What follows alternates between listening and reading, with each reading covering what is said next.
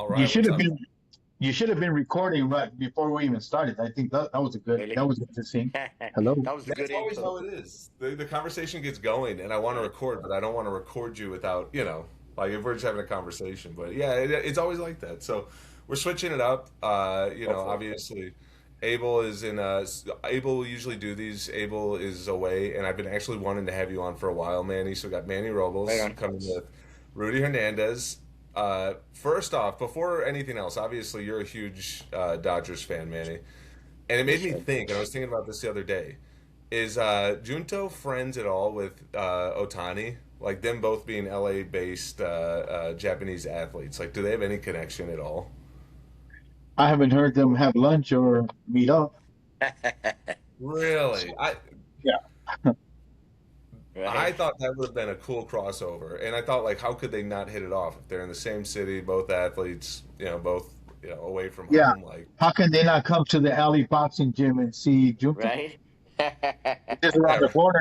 We're right around the corner from the Dodger Stadium. From Dodger Stadium. That's right. yeah. Well, the truth is, too, I think, depending on how things go on May 2nd, like, let's see who the bigger Japanese star is. It could pivot as a huge, huge, huge moment, in Japanese sports right there. So it might be that the tables turn and it'll be Otani coming to meet him. We That just may might. happen. That may happen. Otani's gonna jump on the bandwagon, Rudy. Yeah, don't Yeah. let him on. Don't let him on. I mean, we just might accept an invitation Yeah, for a right. Can If you you get the hookup imagine? on Dodgers tickets, are you gonna? Will you bring Manny? Yeah, Of course. of course, yes. Yes, of course we're going to bring Manny.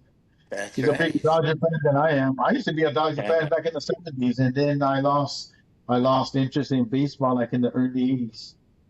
Mhm. Got you. Got you. No. So, obviously, like you two, Rudy doesn't like me saying this. He thinks I'm a snitch, Hmm. but Rudy had nothing but the best things to say about you, Manny. So, Oh man, that's so do I. so So do I. let's start it off. Rudy, how did you both like get introduced, or how did you two meet? Woo. Woo, long time ago. God Go damn, ahead, Rudy. man. Boy, was I young. Yeah, And right. I'm young. He was a lot Back in younger the too. day. So, yeah, he was, I don't know, he just, alley boxing, Yeah. back in Actually, then. And actually, even before that, actually, no, before that at Azteca, Rudy, even before I was that, I was a I said teenager. second gym. I was Yeah, a but you were, teenager you when we were, met. yes, Yeah, yes. I was a But teenager. yeah, I met him back when he was a kid over at Azteca Boxing Gym. Uh-huh. But Yeah. when I really met him was at the alley boxing because we were at the gym there every day and we meet up every day. Yeah. And to this day, I say that the only guy that I would ever say, yeah, stay in boxing is him, Manuel Robles. I think that he had the passion that he has for the sport and the work ethic that he has. I really believe that um, he'd be special and he'd be that one guy that would make a difference. And Mhm. I wasn't wrong. Look at I wasn't wrong. He's the first guy to ever have a Mexican heavyweight champion of the world. He's in the history. He's in the books forever. You know, and you can't. That's a great accomplishment. Yeah, I appreciate that, Rudy. So and he's not even man. He's not even halfway there. He still has all these years left in him, and like I said, with all the passion that he puts into work and stuff, I mean, he's only begun. He's like in the middle. He still has a long way to go Thank in a you, good Rudy. way. Thank you, Rudy. I appreciate that very much. Coming from you, that means a lot. You know that. Yeah, and Yeah. I'm your biggest cheerleader, man. I'm your biggest cheerleader too, as well, man. You know that, man. Got nothing but love for you. That's good. I think we're gonna spend the next hour just kissing each other's ass, man. Yeah, I'll break it up. Break it up. Break it up. Hold on, let me get my wife to wipe mine. No, it's Hello. just respect, man. It's. Yeah, I think it's. We have a great deal of respect for one another. We've known each other for many years, and we've been friends for a long time, and we've shared a lot of good moments, a lot of some sad moments as well. You know what I mean? And but Rudy's always been there for me. He was there for my son. My son loves Rudy. My son Manny Jr. has nothing but the utmost respect and love for Rudy. He really, he's one of my coaches now. My son was a former fighter, but now one of my assistant coaches, and he really I can see Rudy. I can see Rudy in my son. That makes sense. I can the way he goes about in the gym, and the way he teaches, the way he coaches. That's a lot of that is Rudy Hernandez. You know, he learned a great deal from Rudy, and obviously learned from his grandfather, myself, and other coach. But Rudy definitely has made a great impact in my son. I have nothing but love for the Robles family. They're the best Yes. people, and I've said, and I'll go on record and say this again, that if and I told Anthony La Princesa or La Squadra, if I die tomorrow, you go to Manny Robles, go to Manny Robles. That's where you're gonna go with. Appreciate that, Rudy. You're not going anywhere, Rudy. Relax. Yeah. Well, Stop. I'm hoping that we knock out Inoue, and then I can die the next day happy. No, no, no, no way. No That's what way. he's been telling Junto, and Junto, is this kind guy. He's like, no, stop saying that. Like, stop telling Oh, me that. really? Yeah, it's Yeah, he's messing such a with him. humble guy, Junto's so humble and such a great guy. Speaking of Junto now, I'm a Junto Nakatani supporter, man. I'm with him 100%, and I really believe he's going to. It won't be an upset for me, you know. I really believe he's gonna win. I really believe he's got the tools to. He's got the height. He's a southpaw. He's intelligent. He's got power. He's got great ring generalship. It's just time. It's just time, and styles make fights, and I truly believe that the fight versus Inoue is a good fit for Nakatani. And Damn, I'll go on record and say I'm happy. it. Hey, Rudy won't say, but I will. I will. Yeah. I see certain things that Nakatani can exploit and take advantage of, and he's young. He's in his prime. Not, I don't take anything away from Inoue. Of course, he is pound for pound one of the best fighters in the world. But he's a little older now. He's one of the fighters that I work with. Actually, I wasn't coaching him at the time, but fought Inoue. Dropped him. I watched the fight. Obviously, to get to know my fighter, Ramon Cardenas. I'm sorry, Ramon Cardenas. What am I saying? Ramon Cardenas. I watched his fight versus Inoue. This is kind of like to get to know my fighter a little bit better. When I was working with him, uh, uh, and so by me watching the fight, obviously I'm watching Inoue, and I'm like, if Cardenas was able to do this to Inoue, I can imagine how much more. Not to take anything away from my fighter, but it's just Nakatani's a special fighter. He's a special fighter, man, and I've been, he's also pound for pound one of the best fighters in the world. You know, and that says a lot. So I truly believe he's got the tools. He's got the goods to pull the upset in a lot of people's eyes, and become the world champion that night, May 2nd. I agree. What do you think, Rudy? Do you agree? What do you? Yeah. I'm already nervous again. I know.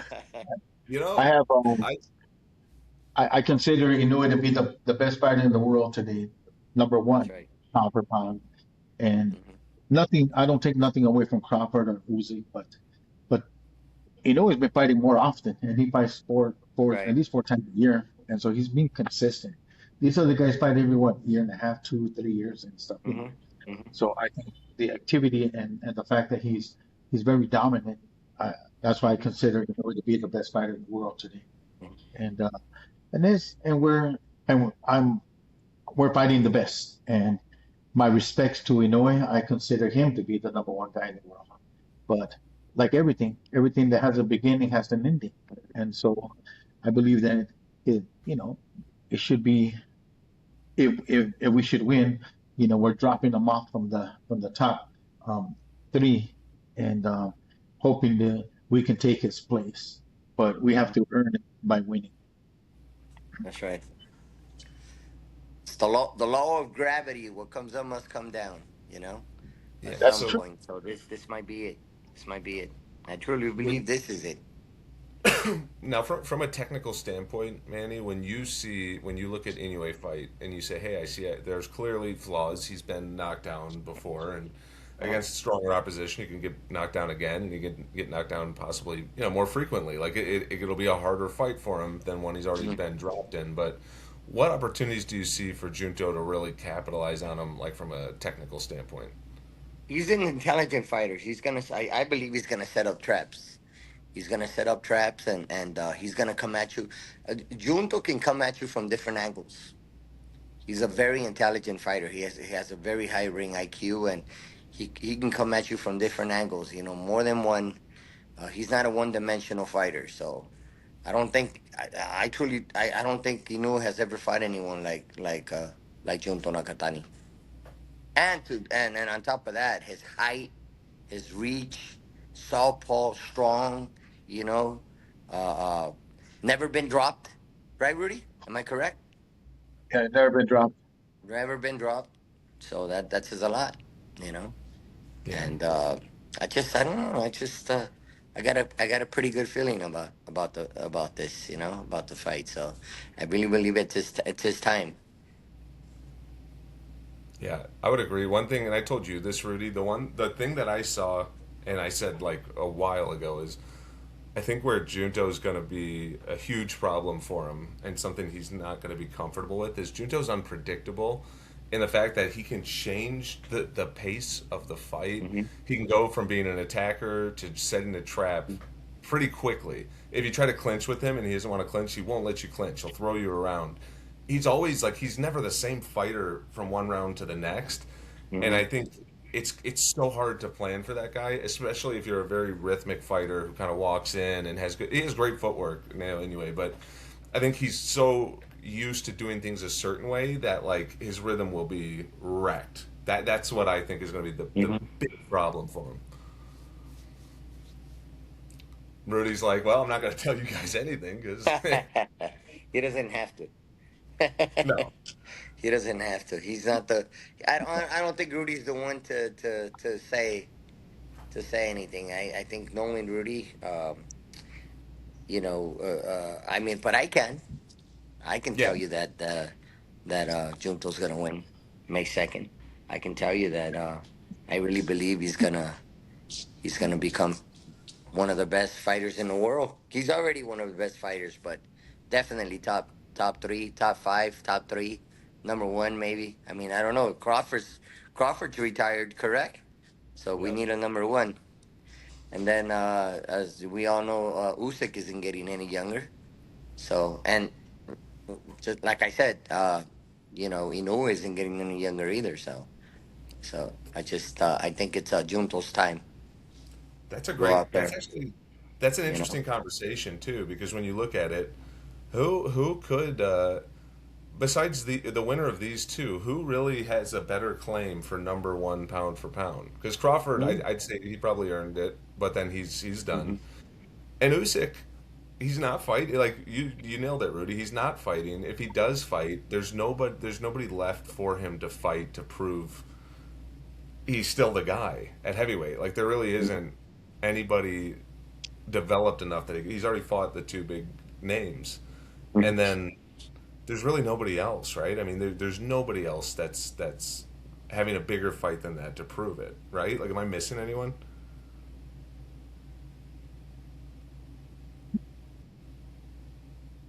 I myself, personally, you got. I mean, how often? I mean, other than Crawford and Canelo, but other than that, pound for pound, fighters, two of the best fighters in the world facing each other, facing one another. It rarely happens. It rarely happens, and this is one of those fights. You know what I mean? It's one of those fights that you can't miss. Just like everyone was looking forward to Crawford and Canelo. I believe this fight, especially in Japan. Oh my goodness! I wish I could be there, but I'm gonna be pretty busy myself on May 2nd. So, uh, but I'll be tuning in for sure. I'll stay. Hopefully, because you guys will be fighting early, Rudy. So, right, Rudy? You guys fight Yeah, Saturday or Sunday? Saturday, Saturday. right? Saturday, yes. Saturday. Saturday. It'll be So about it'll 2 days. it'll be Friday. It'll be Yeah. Friday for us, right, Rudy? No, it'll be like about maybe 3, 4 o'clock in the morning Saturday. Oh shoot, on Saturday. I gotta wake up Yes. early in the morning then. That's the Yeah. only. I'm still. Gotta I'll wake do up it. early in the morning. I'm It's gonna gonna be do it. amazing. But Yeah, I you wish got they, I to. wish they could do it like in England, where they'll find a compromise where it's kind of like in the afternoon for us, at night for them, like just Yeah. something where it's not like a crazy hour. Yeah, but Wait, four o'clock if you're in the for me. East Coast, it's early morning. Yeah. Yeah. It's like about Exactly. 6, 7 o'clock in the morning. So you for the East Coast, it'd be okay. And, Yeah, I'm and you not. know I'm not. what? I don't think you have to. I don't think this fight doesn't have to cater to anybody.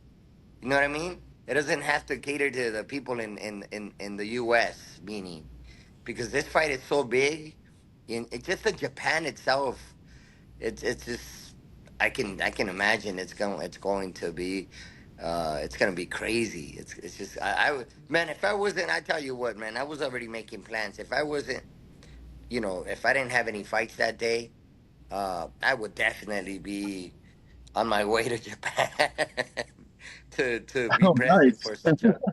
It's gonna be a spectacle, man. So Yeah, it'll be the Super Bowl of Japanese boxing. You know what I mean? It's that big. It's gonna be that big.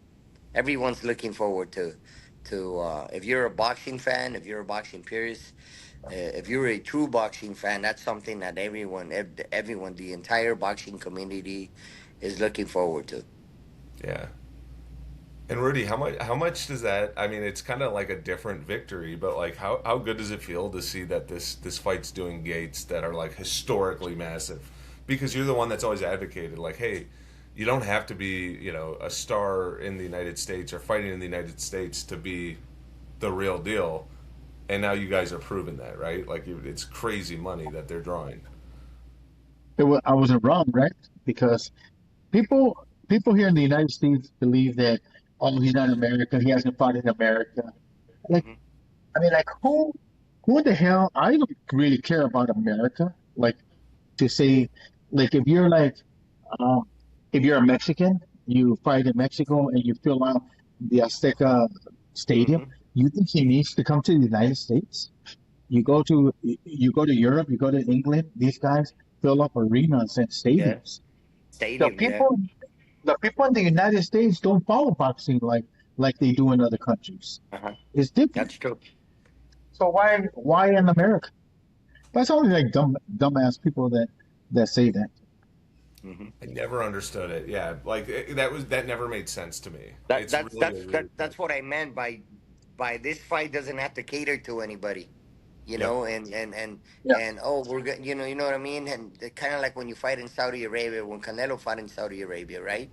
It was, I believe, it was early in the morning in Saudi Arabia, so they could, so people here in America were able to watch that fight later in the day, right? And this Nakatani and Inoue, they don't have to, they don't have to. They don't have to. If you again, they don't have to uh, uh, cater to a specific time where people here in the United States or in the Americas have to, not just in the U.S. but obviously Mexico, Central, South America. It's I think if myself as a boxing fan, and understand that this is one of the biggest fights in the world this year. Uh, you get up at 3 in the morning, 4 or 5 in the morning, and catch that fight like this. I know a lot of people are, you know what I mean, and Yeah. so everybody, the entire world is gonna be tuning in to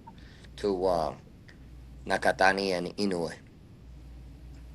Yeah, 100%.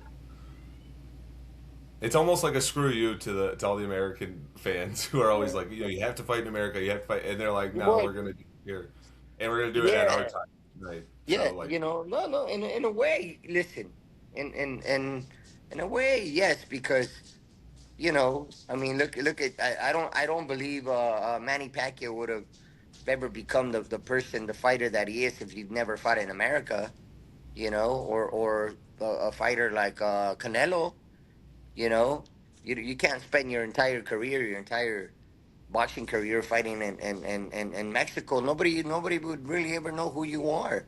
Junto has fought in America. Inoue has fought in America, but for this specific fight, Inoue versus Junto, why would this fight take place in America? It has yeah, to happen in Japan. It has to. And this fight has to, I mean, it's Japan. You know what I mean? The market there is, it's great. There's a lot of money in Japan, you know? yeah. So you don't need America for this fight, that's for sure. But you know what though? Couldn't Canelo have he could have drawn just as much money in Mexico, right? I mean, there are enough people with plenty of money that would have paid a lot of money to see him in Mexico. I Now don't think that's the he thing. had to. See, that's the thing. There's a huge difference. There's a huge difference from Mexico and Japan. I'm Mexican, of course, and but in Mexico's you don't, financially speaking, they wouldn't be able to put up events. Canelo fought in Guadalajara one time, and that's because he wanted to fight in Yeah, in in Mexico, not because financially it doesn't make any sense to fight in Mexico. You know what I mean? It yeah, just doesn't. Uh, you watch fights for free in Mexico. The Canelo fights are free. You don't have to pay for you to watch Canelo. You know, but uh, so you know what I mean, because people can't really afford to pay that top dollar. With all due yeah. respect, but Japan, of course you can. Of course you can. It's Japan. Right, Rudy, or am I wrong? No, you're right. I think, but also boxing has kind of slowed down. I think, well, especially here in the United States, it has slowed down. Um, Yeah, we're not you're getting right. as much as boxing as we once had. We used to have almost everyday boxing here in the United States, whether it was in the East Coast, West Coast, Central, and fights over, in other parts of the country being televised here in the United States as well.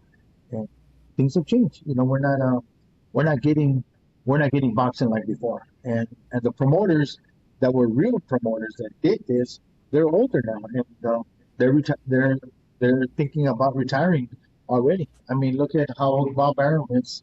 Look at in Japan as well. The older guys, they're starting to make way for the new. And so Yeah. I'm hoping that we can get boxing back and like it once used to be. But we go back to the '90s when Don King promoted. We all tuned in. The world tuned in because it wasn't just here in America; it was everywhere. I agree. Yeah. And I think Also, Definitely. that right now we have the Zuffa boxing. And what I like about Dana White as a promoter is that he's not looking to protect your records. He's looking to make fights. And one of the good things about Dana White and company is that if you lose a fight and you perform and you do a good fight, Hmm. he doesn't punish you. He he'll Hmm. put you back in again and give you another chance. And it's not about records; it's about fights. Make a fight. Right. And and I understand, like Tony La Princesa or La Squadra, man. If it wasn't for that fight he did against Kenshiro, he wouldn't.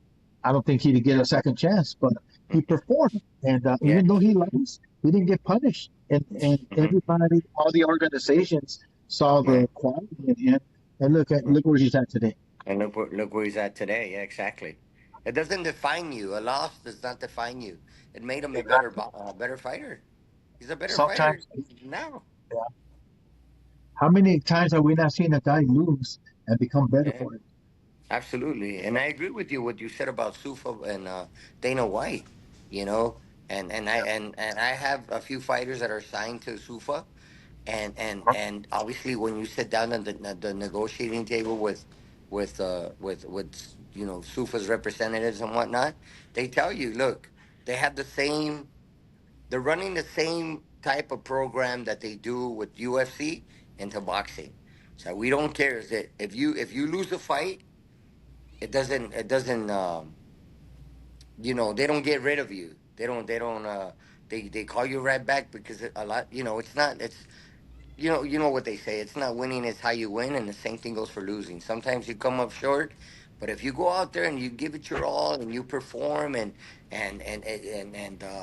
put up a great performance, they're gonna call you back, and that's what I respect, and like about Sufa is that you're gonna get called again. You know, you're gonna get called again if you're performing. If you're giving people what they want to see, you're getting called again, and that's old school. That's a old school mentality. You know what I mean? Back in the day, coming up at I can mention a few fighters that had their share of losses, but they kept coming back. They kept calling them back, and some of them even became world champions.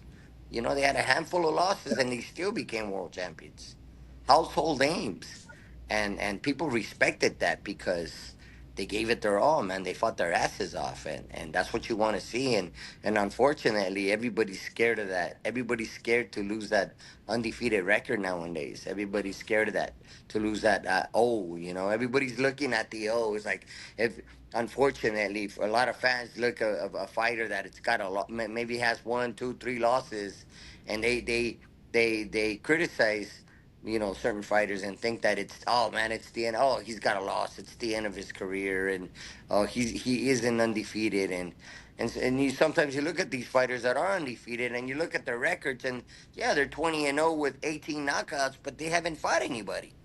You know, Yeah, so that too. So there are anyway, you there are know, so many guys from the PBC, like when PBC loaded up when it first came out, yeah, it just loaded up with so many good fighters, and I'm just gonna say it straight up, like what a big, huge pile of wasted opportunities. And now they're hmm, all retiring, and it's like, who did you fight? Who did you? right, What was you call that? And I hmm, respect all fighters, but like you can't call that a career. hmm, hmm, Like I was looking at like Keith Thurman just like just fought right, Fundora. Before that, he did fight Pacquiao, but even by the time he fought Pacquiao, he was kind of like not really active. And before that, right, he didn't really. I mean, he wasn't really taking all the opportunities to hmm, fight against the best hmm, guys. hmm, And same with like the Charlos, and same with like Errol Spence eventually did, but like I felt like they took a long time with him, and it's like hmm. there were just so many good fights that could have been made that they just never happened. Like, and now these guys are retiring, and it's like, what was all that for? Like, what was Okay. that? And then with all due respect to Earl Spence, you said the same guys, and I'm pretty sure, I'm certain what you're talking about is the same guys within PBC, the Yeah, same, right? All the same fighters, and they're all fighting one another. Danny Garcia fighting Sean Porter, Sean yeah, Porter fighting Keith Thurman, and Keith AJ Thurman Bro. fighting. They're all fighting with Errol Spence. But the moment Errol Spence decided to fight someone outside of that circle, right? He Yeah, got, he got his ass whooped, and that was Crawford. And I'm not to take anything away from Errol. Errol Spence is an incredible fighter, but he yeah, fought pound for pound the best fighter in the world at the time. So that's what happens when you fight outside of the circle. You know what I mean? And or Keith Thurman for that matter. No, hey, listen, Keith Thurman, he did what he did, and former world champion and whatnot. But did he really deserve to fight Fundora? You know, Did we really deserve to fight Fundora? I don't think so. I I really just don't don't think know. so. I really don't think he did. I You just know, didn't but gear up for that fight at all. I didn't look at that fight and think like I'm a big fan of Fondora. I think he's right, great, and right, he's fascinating to watch. I mean, my gosh, but like, good fighter, and he's yeah, gonna fight whoever they put in front of him. yeah, That's tough just dude. business, But like you Keith know. Thurman, I was like, what besides the name that he had from yesteryear? What Right. is he bringing? Like, I didn't see that going any other way. Like, you know That's what what I I'm mean? saying. That's exactly what I'm saying. Yeah, Keith, Fundora's a great fighter. He's a very good fighter, you know. But Keith Thurman, come on, I don't know. I hope I He don't get in talks good. trouble for this. Oh, He he's a talks really good good. talk. He's a Yeah, definitely a good talk. Yeah, that's for he's good sure. at promoting fights. Oh yeah, he's So pretty good at that. Yeah. So obviously, Manny, I know you've done like 100 interviews on this exact topic, and like it's probably like a dead horse at this point. But obviously, you've now made a reputation for yourself as being what's the word? Like you're like the fighter whisperer for like long shots or guys who aren't Hmm. supposed to win, and getting them to win, and getting them to win in like really impressive fashion, where like they're Hmm. real like Ruiz, the way that he comes in, pretty last minute to the fight and then wins and becomes the first Mexican world champion. Hmm. Look at like Figueroa and the way that he like comes on strong at the end of the fight. Like all these like just they're all of them are pretty like spectacular in Yeah. their own respect. What's going on, man? What are you doing over there? What are you Work. telling these guys? Show up every day and go to work and put in the work. And if you don't like it, go home. You know what I mean? But this is you're here to work and you're here to be. We got a job to do and no shortcuts. Leave no stone unturned. Show up every day, put in the work. Do what you're supposed to do. Be coachable. Stay grounded. Stay focused. Uh, Tunnel vision. Don't pay attention to the naysayers. Just don't listen to the people outside of the gym. Really, once you come into the gym, it's just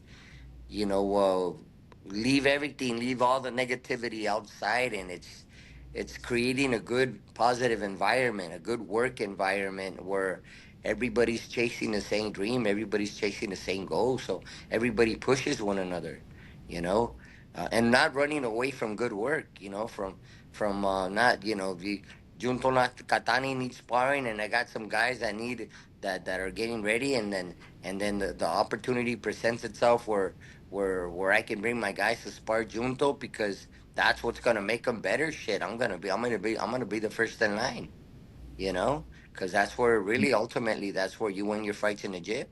When you're sparring someone like Junto, that's a plus, man. What could go wrong?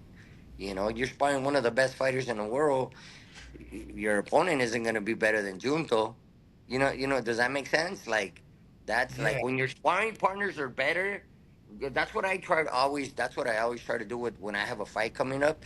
I try to find sparring partners that are actually better than the opponent we have coming up. We're facing, because it's just it's I believe it's just it becomes an easy. It's never easy, but it's once you're in the ring, once you're in the fight, you I guess you sense it, you feel it, because it gives you uh uh that you feel pretty good about yourself. You feel pretty good about the work that you're putting in. That gives you that confidence leading into a fight. You know what I mean? So yeah. no On the secret, just hard work. on the sparring thing, Yeah.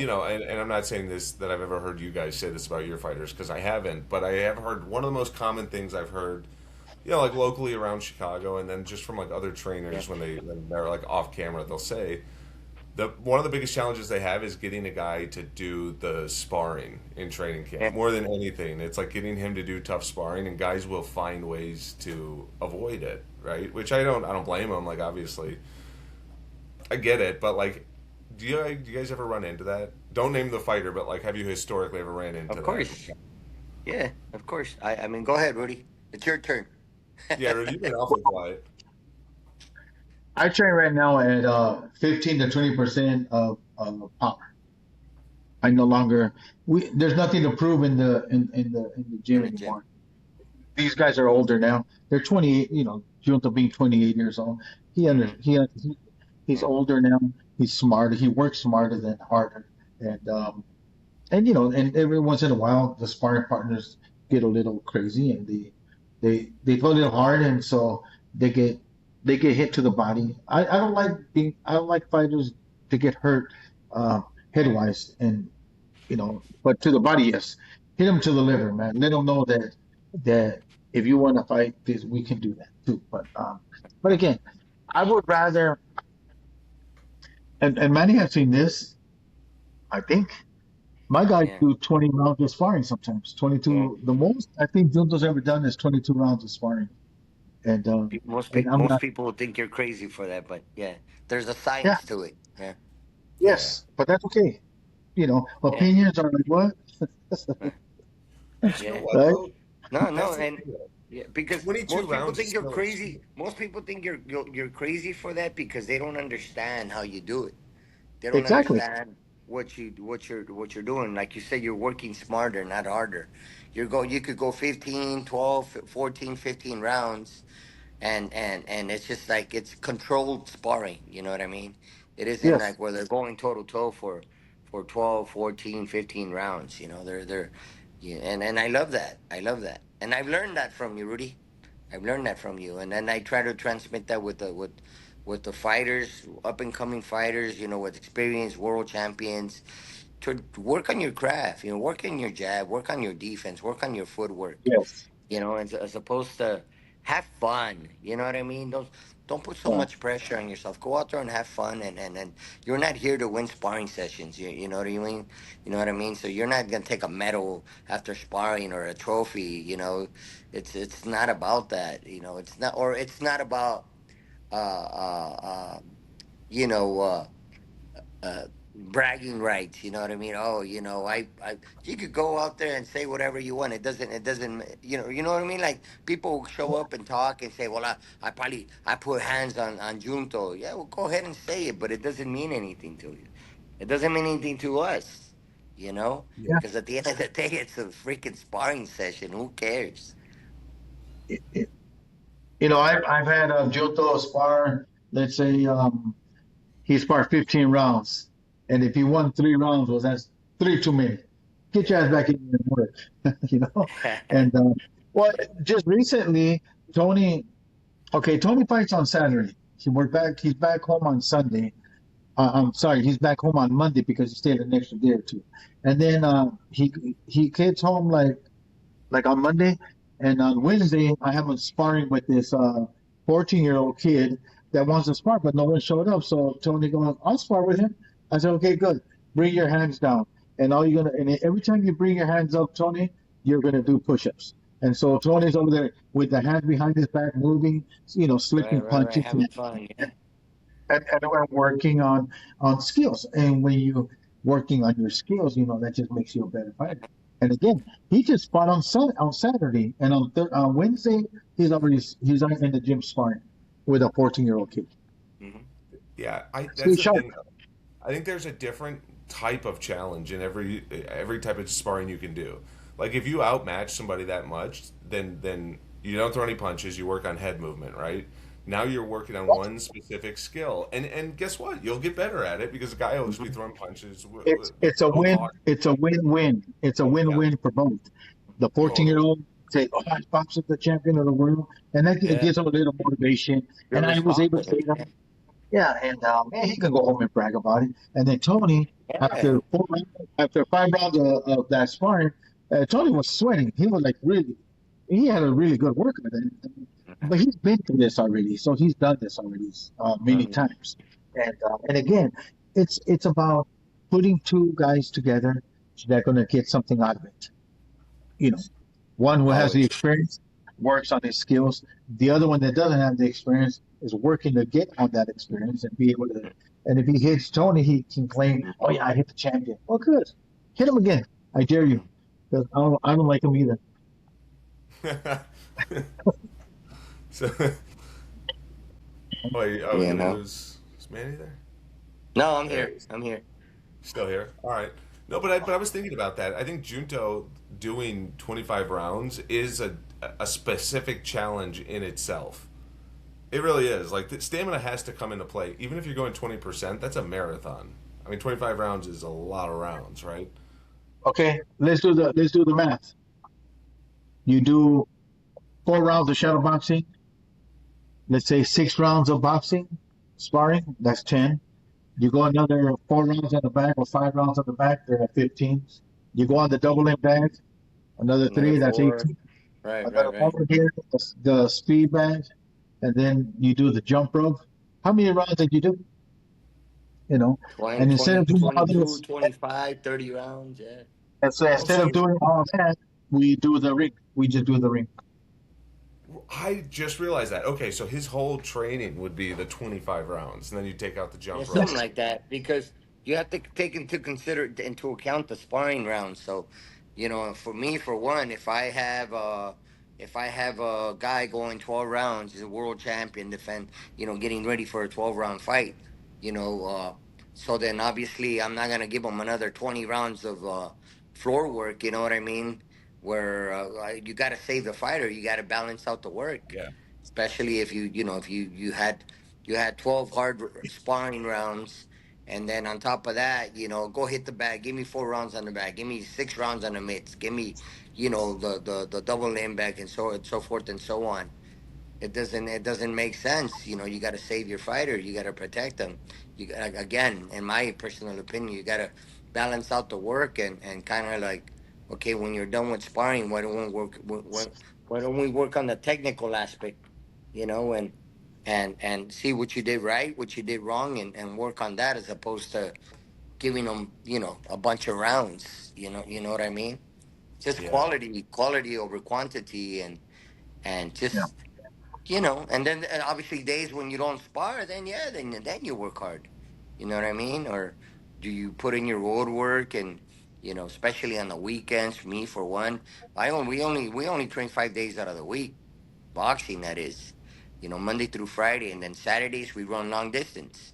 We go up to the mountains, and run high altitude, and or go to the beach, or track, or whatever it may be. But we make sure that Saturday we make it count, to the point where, like, okay, I'm tired, but I have the rest of the weekend to recover. So then Monday comes along, and now you're fresh again. You know what I mean? You just gotta learn how to balance out the work.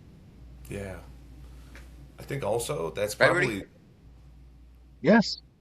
We look. We all have a system. We all do things. We learn. We're always learning. I mean, like, if you're gonna be okay.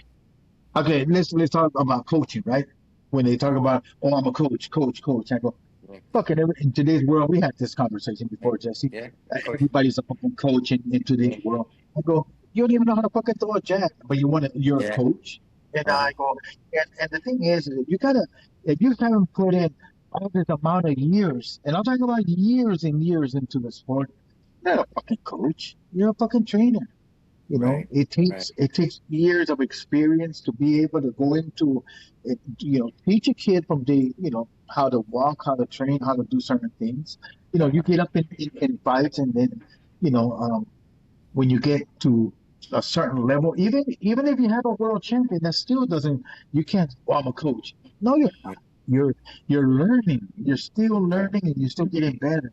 And then the day will come when, after you put in a whole and I say a whole bunch of fucking years. Now, you know what? Um, Now he can be a coach. I uh-huh. consider Manny a coach because look how many years he's been in the sport and the experience that he has and the fights that he's been into. And so, those are all the reasoning as to why he is a coach. You have to you got to put in that damn work. Yeah, yeah, yeah, yep. no doubt about it, no doubt about it. And also, like, I think you all work in the. You got to be the coolest people on earth, like the coolest motherfuckers on earth. Like, sorry to curse, but you Right, No, gotta no, be. no, no, no, no. Wait. What you just said, I've been saying that the last couple of months at the gym. When you walk through those doors, and then we had to, Manolo didn't hear this one, but I said as soon as you walk into those doors and you step on that black mat inside the boxing gym, you got to come in here and be a motherfucker. If you can't be a Yeah. motherfucker, then you don't belong here. Go next door to the Pilates or the whatever exercise somewhere else. I go, we don't do that shit here. Here, Hmm. you're here to be a motherfucker. If you can't be that guy, then Yeah. the boxing isn't for you. Right. It's brutal. We're in a hurt business. You know what I mean? But This is a Yes, hurt business at the you end of gotta the day. come up with the answer in a violent conflict in 40 seconds. You better have a good answer, right? Like, and you gotta be cool. You gotta be calm. It's all about your tonality. It's how you're gonna drive the fighter. It's like, and you gotta do that in you got 40 seconds to make a decision, and all kinds of crazy stuff is happening. Your guy could have been knocked down. He could have, hurt his hand. He could be making a mistake that he never made in the gym, and now you got to figure it out in 40 seconds. You got to be a cool that's a motherfucker. long. 40 seconds is a long time. How about in 3 to 5 seconds? Right, Manolo? Absolutely. Yeah, and then Shit. it goes down. And then also you got to pay attention to detail. So it all comes down to Exactly. details. Sometimes you're in the gym and it's the little things. It's the little things that you have to fix in the gym. That if you don't fix them in the gym, you're not gonna fix them the night of the fight. There's certain things that you're not gonna teach your guy how to jab the night of the fight. You gotta Yeah, perfect that jab. You gotta perfect his footwork or whatever it is that you're working on or whatever it is that the fighter needs to improving on or the game plan for that matter. If you gotta work on that in the gym, and then come fight night, you gotta be able to execute. yeah, There's not that's it. It's myself. I always tell fighters that you don't have you gotta be able to react. So there's nothing to think about. You put yourself in certain situations, they're gonna happen, and when they happen, you gotta be able to react. There's nothing to think about. That's You get crazy, an man. opportunity, you get an opportunity, and the opportunity presents itself, and you don't take advantage of that you may not have that opportunity again. So when it happens, you got to jump on it, and you have to be able to execute and react. You know, How you know. crazy, Manolo? How crazy is it, Manolo, that the last few months over here at the gym, all the time, reaction means everything. Think? Everything. No. We don't have, No, there's no time to think. there's Reaction no is time. key to everything It's here. key. That's what I've been telling these guys at the gym for a while now. Yeah, Crazy, huh? yeah, it's crazy. Yeah, we made it. you know Two what great you know minds think alike. Yeah, you know what it reminds me of is when you yeah, look at like a frontline soldier, like a grunt. They train them to shoot and shoot and shoot and shoot and shoot, and shoot for like so overtrained that when it's time to Repetition. do it, because if you have to think about it in the moment, you're like, it's over. It's over. You need to be yeah, automatic. And Yeah, it's the same thing. It's like when Floyd got yeah, hit by Shane Mosley and he immediately reacts and grabs his arm and holds yeah. on. Like Something. he thought about it like that, and it's like you have It's to a think of it. reaction. He didn't think about it. He reacted. Exactly. Yeah, that's yes. it. He wasn't thinking. It was already Reacted. in there. Yeah. Sometimes you have to put yourself in. When you're in the gym, and you have to be able to visualize the fight before it ever happens. When you're in the gym working, if I'm working with someone, we have everybody's important to me, but that's just for for uh, for example, Toro Reséndiz, he's fighting Munguía. So what are we working on? We're working exactly on precisely on that. It's like you have to be able to react to certain things. If you catch a jab, you did the hardest thing. Anybody can throw punches, but not anybody can defend. Not anybody can block and counter and have good footwork. Anybody can throw punches. So once you catch that jab, you got to be able to react. Once you slip, you got to be able to react, or creating angles, stepping and turning, or fighting on the inside, pushing them down, grabbing them. Or you have to be able to put yourself. You have to put yourself in different circumstances, different situations, and but that happens in the gym. So when you're working, that's why you work on certain things when you're sparring. You work on certain things on when you're not on the floor, on the mitts, on the bag, and then you just keep that in the fighter's mind. When it happens, you have to be able to react, but you got to work on it. You got to work on it. Repetition is a father of learning. Repeat, repeat, repeat. And you know what's funny too is that with a lot of these kids, when I have you ever seen the Karate Kid? You ever watched the Karate Kid? What are you talking about? Of course, the Karate Kid. Yeah, man. Wax on, wax off. Watch the movie. Watch the movie. Is You that the know. trick to it all? Is that what it all comes Yeah, back that's to? it's repetition. It's repetition. It's as silly as it may sound. You know, it's all about repetition. And you know, you got them on the car lot. You know, do with the paintbrush painting the gate. Right? Remember that painting the fence. We're Yes. old, so I think we've all seen the Karate Yeah. Kid. You know, Yeah. you got them on the painting the fence, and then you got them waxing the car, wax on, wax off, and what the hell am I doing? You know, what are you doing? And then finally he breaks them, and then he says he's ready to throw in the towel, and he's upset. That Daniel's son, and what does he do? He gives them a reason as to why he's repeat, repeat, repeat. Because now he's not thinking, now he's reacting. You know, you Mhm. react to certain things, and anyway, Yeah. No, I that's think that's spot on. right. And Rudy, you've said that several times, where like boxing has the potential to get very monotonous because you have to repeat the same stuff over and over. It's like I kind of think about like George Foreman, how he used to just sit at the bag and just throw his hooks back and forth and back. And he wasn't varying it. He wasn't working on footwork. He would just do that for a very long period of time. And other fighters will do that. You'll see them on the bag just repeating the same 1-2 combo over and over. But it's like that's the level. As you guys talk about it, I think about it, and like that's the level of precision that like the great fighters are using. They're like just really redundantly, mundanely focusing on very simple things over and over. Detail, That's how, detail.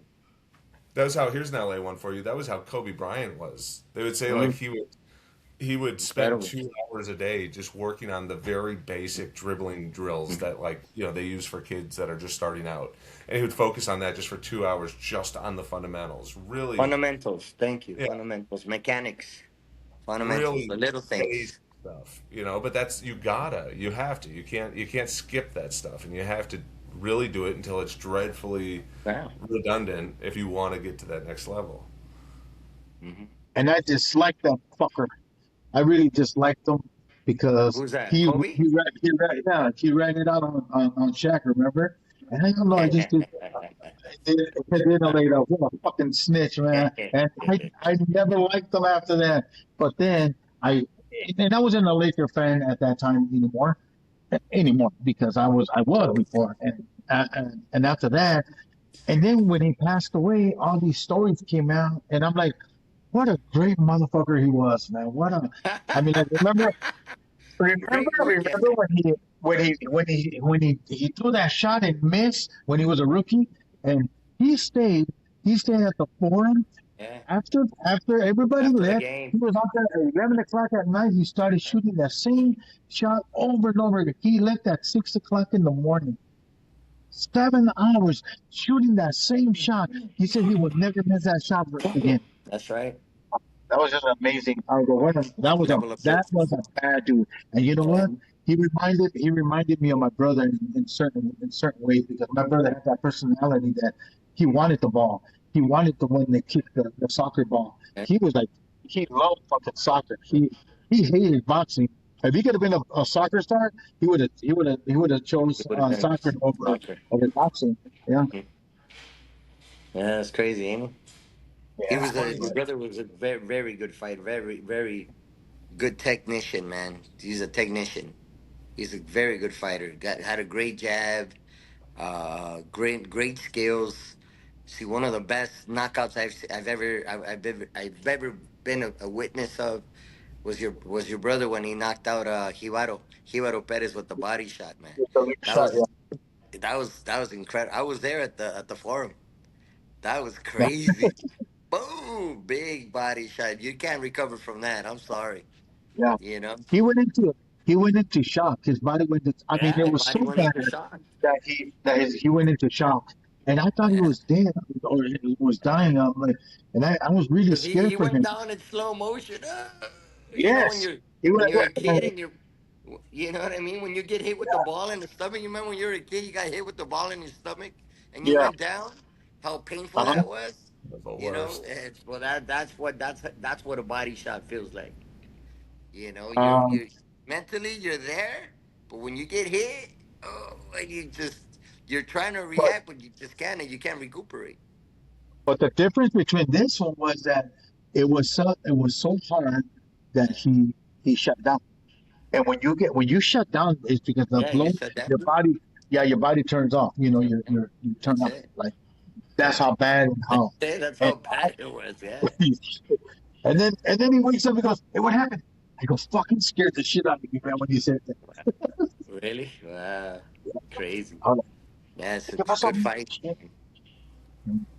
That's Great gotta be fighter. Great fighter. that's gotta be so And I scary got to a wake chance to up. spar with Gennaro too. So I'm happy to say when I was a kid, I got a chance to spar with him too. So he used to take it easy. He used to take it easy on me, of course, but it's just you know, just to spar with them, it was a big deal because he was already a world champion. He had already made a name for himself, and so he's a great fighter, great technician for someone I that tell only you, had a handful of amateur fights too, right, Rudy? yeah, but here's the thing, though. He started boxing when he was 9 years old, so he Right. from the age of 9 to 15, he had like about 65 amateur That's a lot of junior fights. fights.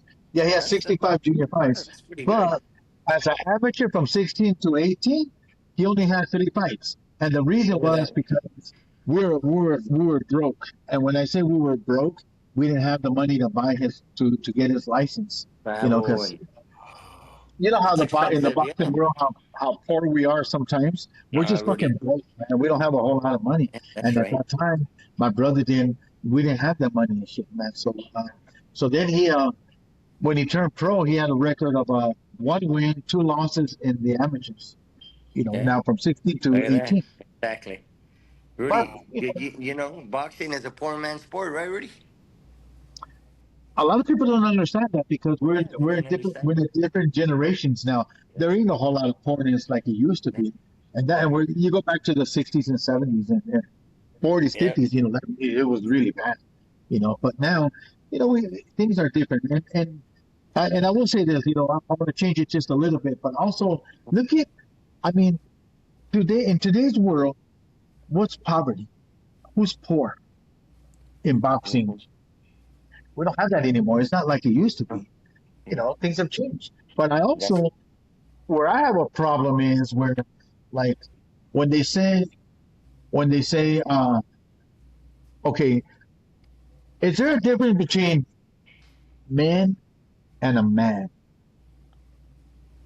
mm, I A like, male, a male and a man, right? there's very, there's a lot of guys out there saying I'm a man. Hey, shut the fuck up, man.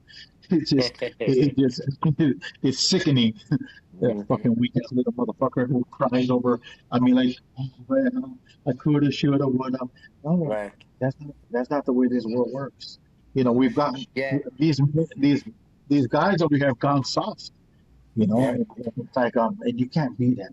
I don't Yeah, I I don't know. believe that. I know exactly what you're talking about, Rudy. I know exactly where you're coming from. We had that conversation today, as a matter of fact, at the gym, where we handle things differently.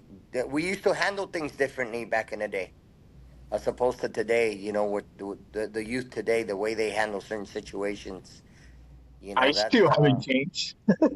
men had men. That's why I know what you're referring to when you say when you talk about being a man, because we had to figure shit out differently Yes, back in the day. You know, yes.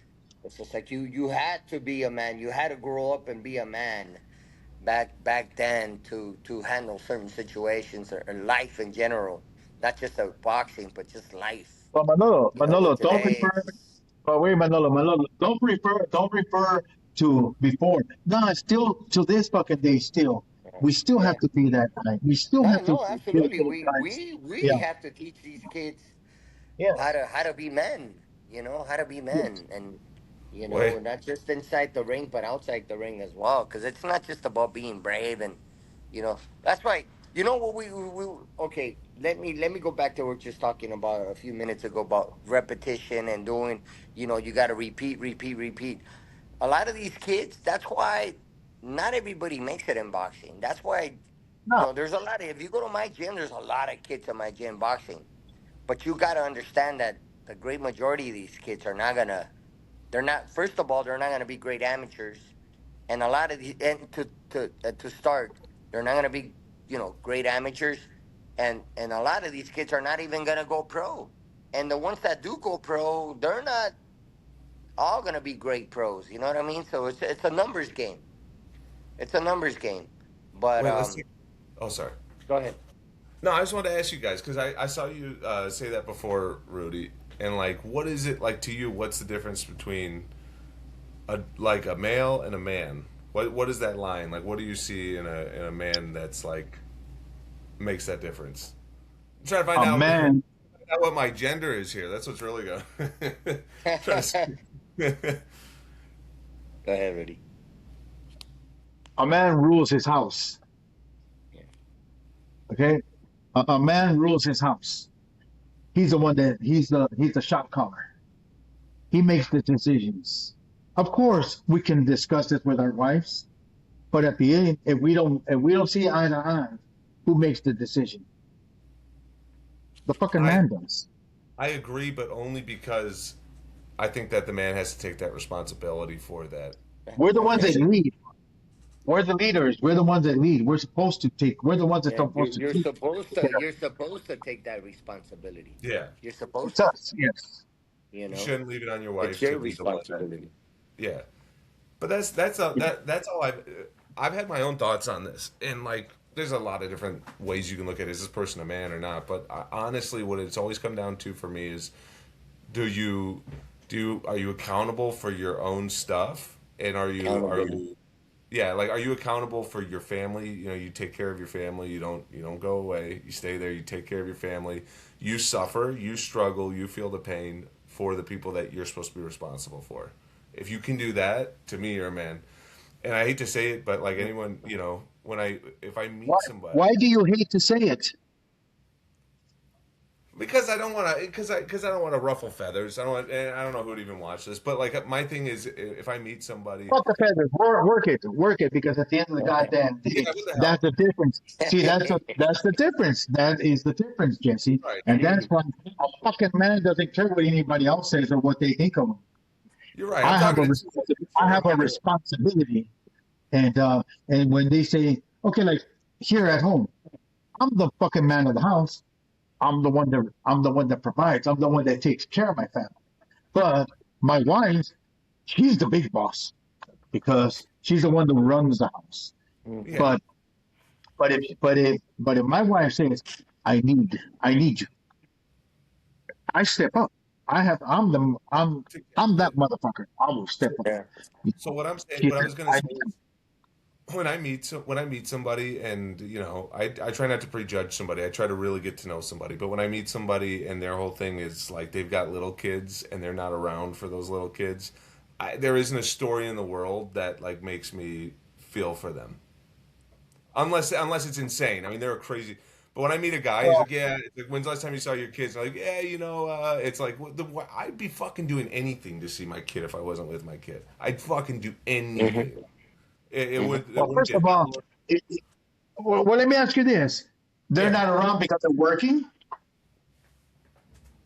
I'm talking about no, like they're out of the picture.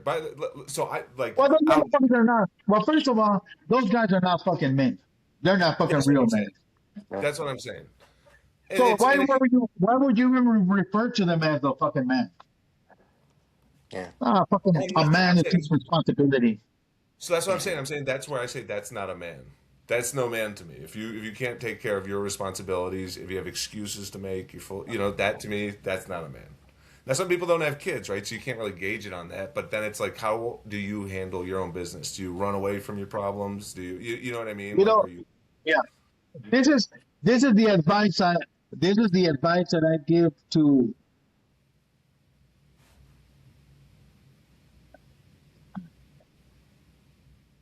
Jesse, I think you broke up. I can't hear you. I'm not saying anything. I was listening. Oh, okay, okay. I'm sorry. So here's what I say. I think at the end of the goddamn day, I tell these boys, do not get married and don't have children to your way in your 30s. They go, Yeah. what? When you're 30s? Yes, when you're like about 37, 38, 40, even at 40 years old, it's okay. And he goes, why so long? Well, because you take care of you first. See who the hell you're going to be at that time of age. When you're in your late 30s, you have a way better understanding where your next meal is coming from. You're already working. You've already enjoyed. You traveled. You went here. You went there, and you get all that shit out of your system so that when you get married, you can settle down. And being a father in your 20s compared to being a father in your 40s is different. You see Mm. things differently. Now you have the time. You have the time. You know what you can afford. You know where you're at, and you're mentally better. You know, and but again, but you got to be selfish first because and this is something that I've always said. Mhm. The most important person I know is me. It's you. It's me. I'm the most important person I know. No one comes before me. Not God, not my children, nobody else. Because God, how can I serve God if I'm not okay? How can I help anybody else if I'm not okay? So I got to be okay, and you got to be in just like in boxing, you got to be fucking selfish. I'm going to go in there and kick this guy's ass. You know, I got to go in there to be the best. Nothing is, you know, I'm number one. And how are you going to be number one? Well, you got to prove it. You got to show. You got to go out there and do your job because that's what a man does. I think that's an awesome note for us to end on. What do you guys think? That was like perfect. Mm-hmm. That's Rudy. You're gonna get what you're asking for with Rudy. Hello. Or not. You know what's funny? I've heard you say that too before, but now I think I understand it much more clearly. It makes more sense the way you explained it now. That you got, like when you say you got to take care of yourself. Everyone says that you put on your mask before you put on your kids because how you gonna put theirs on if you pass Right. out? Right. But Right. but what you're saying to those kids is true, and I think the reason why is I don't think people realize like what a job it is to be a parent, to have to 9 to 5 it, and then also have your dreams. Where do your dreams fit into that? And if you didn't chase them, or if you took on a family and you have kids and you're working to make all that money, you're gonna have to put your dreams on the side to an extent, And it's like if you don't go after what you want and at least establish yourself financially and even mentally, like just figure out like how you're gonna make it through this world. You're sort of doing it on the fly once you have kids, and I think that's. I mean, I feel for guys where you just see them suffering in silence. They're just grinding it out. They'll never have that moment. Well, that's their fault. Yeah, that's accountability too, right? You make your own Yes, bed. that's their fault. Yeah. You know what? One of the best ways of learning is by watching, listening, what others are going through. You'd be surprised how much you can learn by what this guy is doing. Maybe it doesn't work for you today, but there's a tomorrow, whether it's a month, a year, 10 years from now, you you're going through something that you heard already an answer to, so you remember and go, oh, this is how this works, and this is how you know what? I remember that this guy did this or how he did it. So sometimes and one of the things that I used to really love to do was listen to older people talk because I was always really quiet, just watch and listen to what they were going through, and I learned a whole lot by watching. So much like my dad. My dad would say, "Don't do this," but then again, sometimes he would do that, and I'm like, well, "How are you going to tell me to do something, but yet you're doing it?" So I learned also to teach my kids by example, not just by what you say, but by example. You have to lead by example. So, and again, like I said, there's a big difference between being in your 20s, being in your 30s and your 40s, and how you parent, children or kids, or even, like here, I'm very lucky to have had more than 20. kids live in this house. You know. Wow. Wow. See, that's the thing. You're teaching these kids, all these kids, how to be men. You That know, is how to be good crazy. role models. How to. That's the thing about being a coach too, right? I guess Yes. being a coach is not. It's not just. You know, we don't do it for us. I mean, we were destined to be. We're in the position that we are today. You know, it was. I say this time and time again. It's, God put me in this position. God put me in the position that I am today to to do what I do. And my goal has always been to I'll be the best person that I could possibly be, and as a man, and obviously as a coach, but to be a good role model to these kids, and they're not all. As I said before, it's a numbers game. They're not all gonna become world champions, but they teach them how to be good citizens, good people in society, where they're being productive, where they're going to school. And because that's what boxing teaches you too. It teaches you discipline. You learn how to work, and you learn discipline at a very, very early age. For most of these kids, they start early. Some of these kids start when they're 5, 6, and they start boxing 9, 10, in some cases, whatever the case may be. And they got to get up in the morning to go run. Then they got to go to school. They put in their road work, go to school, come home, do your homework, then go to the gym, and then spar, train, work out. It's discipline. So Yeah. when they go, when they hit a certain age, they're in high school, and they're in their late teens and whatnot. And some of these kids, like I said, it's a numbers game. A lot of these kids don't ever even become pro, and or they do, but they don't become more. They don't all. It's very uh, uh, it's what are the odds of a fighter becoming a world champion? If you got 20 kids in the gym, 20, you might be training 20 fighters in the gym. You're lucky if one of them becomes a world champion, right, Rudy? But the other 19 may not. And if they don't, then now what? Yeah, you got to you know I've had in some cases had advise fighters to retire from boxing. They said, you know what, it's time to hang it up. This is it. This is, you got to find something else to do. And you advise them to go to school, and be there for them, encourage them to pursue a career, learn a trade. And I'm happy to say that I want to say 99.9 of all the kids that I've ever worked with have become good citizens, have become good people, good productive people to society. And that's even a bigger accomplishment if you if Yeah. you if you think about it, because I had one of my kids show up to the gym today, Emilio Sanchez, and he showed up with his. He's retired from boxing. I advised him to. It's funny, man. Things, now we're doing this interview.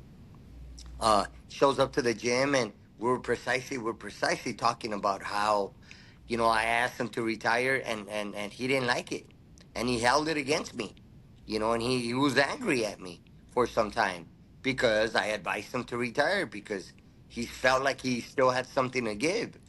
But when you ask a fighter, fighters fight, man. When you ask a fighter to retire, they don't want to. A lot of these fighters don't know they don't know when to throw in the towel. So it's our responsibility as coaches, and because we care for them and we love them, to give them the right advice and to say, hey, listen, it's time to find it's time to find time to find something else to do. Go to school, get an education, Yeah. learn a trade, like I said. And it's and now he showed up to the gym today, and he's got a great job. He's married now, has his beautiful wife and children and whatnot. And I'm so happy to see him now, in a new face in his life, doing good, positive things. Got a great job, like I said, beautiful family, and he's, we're friends. I mean, we're friends for life. because this is the type of sport that you're connected for life. You make a connection with these kids. It's not for as long as he's in boxing. It's for as long as we're around. You know what I mean? And that's to me that's very fulfilling. It's just a beautiful thing. Only the ones that are in boxing and that have been through that will understand. And yes, it's a great, and those are as great feelings as it is getting a champion of the world. Of course, You because know, it's also seeing our that these dream too, guys right? success. Yes, yes, It's they're also our just dream. It's, yes. And also we had a piece into that yeah, yeah. into that life of them. And if it wasn't for Manny, who knows where Emilio would be today? Because he made that he spoke to him honestly, and he didn't like it, but even as he gets older, he's going to even appreciate it even more. That he will understand even more later on how what a Yeah, great decision he made by taking the advice of Manny. You know, yeah. and he's in a better place today because of it. Well, that's if you really actually care about a person, you care about a fighter, it's giving them the honest to God truth. This is a life and death business, life and death, and it's like a lot of people will tell you what you want to hear. There are plenty of people Hmm. pleasers who will tell you what you want to hear. It's hard to tell somebody to quit. That's Yeah, hard. and here's another one for you. And I think we had this conversation before. You remember Manolo? You remember Pumita Molina? Yeah, of course I do. Okay, Of so he course. comes to the gym and he goes, "Hey, can you work my corner tonight?" And I'm like, "What the hell? Yeah. Are you kidding me, man?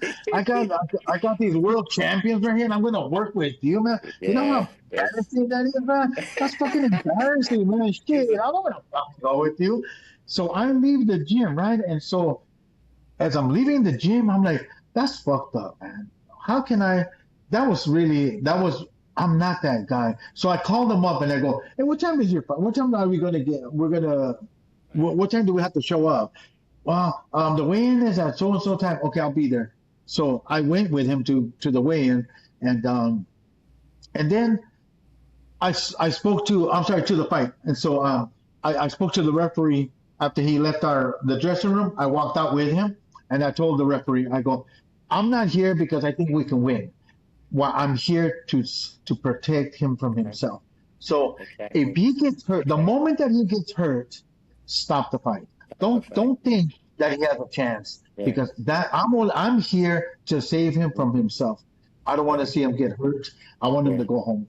And so, sure enough, man, he got hurt in the first round and he got wobbled in a little bit, and the referee jumped in and stepped in Stop it. and stopped the fight. And you know Stop it. what? And I'm like, and it's not always you even in defeat. Sometimes you win Right. because Good. he gets to go home. He lives to see another day, man. Gets to see another day. Absolutely. Yeah, Been there, done that, man. Absolutely. A hundred yeah, percent. And no one will yeah. ever understand that, but us, because we live it on a day to day. That's what I mean. It's just like you can have 20 fighters, 30 fighters, or you can have a gym full of fighters, but realistically, they're not all going to become world champions. If you can get two or three fighters out of that gym, one fighter, two, three, man, but but you give them, excuse me, you give them the opportunity. You give them the because you just another thing is you may have a few, two or three fighters that you may consider that have the goods and that are very talented, and they come up short. And then sometimes some of the fighters, perhaps the fighters that you probably didn't expect for them to be very successful, become the most successful and even become world champions. I've heard that. Because of Yeah. the discipline and the drive and the desire to become great. They're probably the ones who work harder because they have something to work on. When sometimes you come across fighters that are super talented, but they're lazy because they're good, you Yes. know. And conditioning will beat talent when talent don't go to work. You know what they say. So, but if you have a fighter that's that's obviously, technically great, good fighter and disciplined, and sky's the limit. But it's hard to find fighters like that. It's really hard to find a Yes. well-rounded fighter that has it all. That has the and even then, who knows? That's why I don't never like to get ahead of myself and say, "Well, this kid's gonna be a world champion." You don't know that, you know. We just don't. It's on a Remember, remember all it Manolo? takes is We one always, punch. yeah. But remember what I would say. There's two questions that I have no answers to, and I don't care how good you are when you're a kid. One is like one day you're going to get hit so hard that it might change the way you see Yeah, boxing. It might it might exactly. it might take away Yeah, it'll take away from you. And the hardest one to win is one day they get a girlfriend yeah, yeah, that's it. or she get a boyfriend, and all of a sudden Yeah, that's it. they're gone. That's They're it. gone. There's so many. There's so many. There are so many things that go into building a fighter, and for look at Brandon Figueroa, right? He just beat a who do we beat? I forgot. What The, was his name? Is it Ball? Was who it? do we beat? Who again? Yeah, Who? That that guy. guy. Yeah, he just won the world title in the UK, right? You look at Brandon, Yeah. three-time world champion. And then you look at him, and he's not the most technically sound fighter. He isn't. Uh-huh. Loves. I thought his He's got brother the was height. better. Pardon me.